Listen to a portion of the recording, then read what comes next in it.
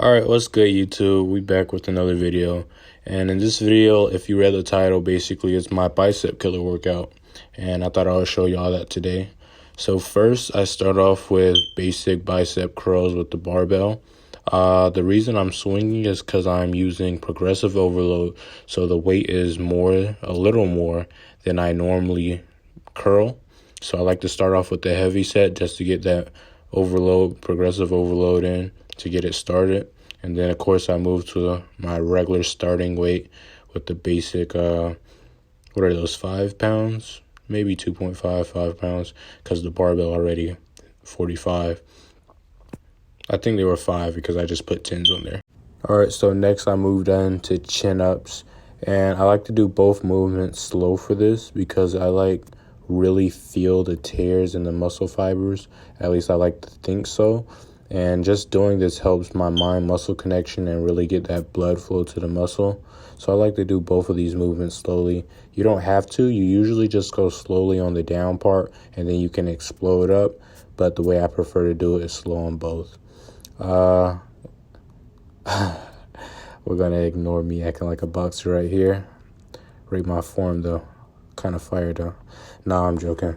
But anyway, after that, I moved into using the resistance band. I use the resistance band because my arms were dead after this, and I like to get those last reps in to really pump the muscle, overwork it, so I really get that blood flow in until failure, and I do this by using the resistance band.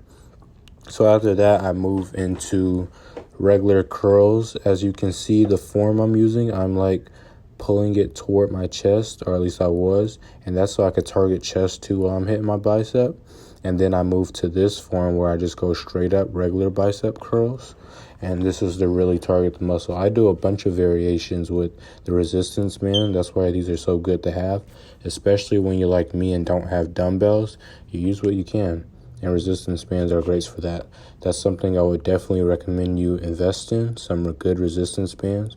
And then I switch to the hammer curl motion, and this just all targets your bicep differently, helps produce more blood flow, more muscle stimulation, and I just like to switch it up overall.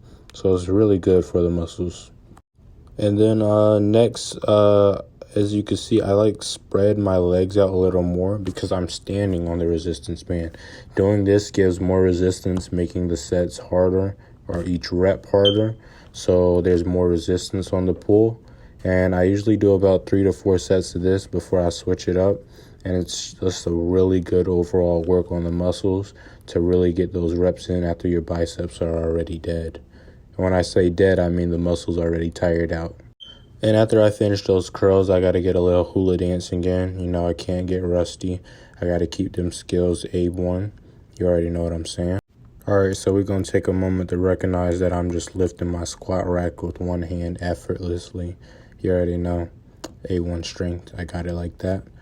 But after that, that's when we move on to I don't know what they're called, but it's basically a different form of bicep curling.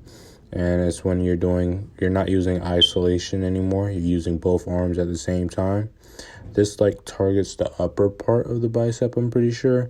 And I don't go too far down to keep the tension on the muscles, and this gives you a really good pump. I really like this workout. It's not the fact that the curls itself is hard, it's the fact that you never fully let go of the tension, and so that really drains your muscles out. Really good workout. And then, as you can see, after a couple reps or I finish the set, I step back to make the resistance even harder. The reason I do step back and make it even harder is because I train for hypertrophy now, meaning I train for muscle size, muscle gain. So progressive overloading, even with resistance band, is a very great way to grow your muscles. So that's what I do. After this, I just complete the set by taking another step back, making the resistance even harder. So that pretty much ends the video. So if you liked the video, if I helped you, brought you any value, please like, subscribe, share the video with your friends if they're trying to grow their biceps. If you have any questions or you would like to know any more of my routines that I can make a video on, please just let me know in my comments, or you could text me in my socials and I'll be happy to reply. And yeah, that pretty much ends it. So I hope y'all have a great rest of y'all day, and I'll see y'all next time.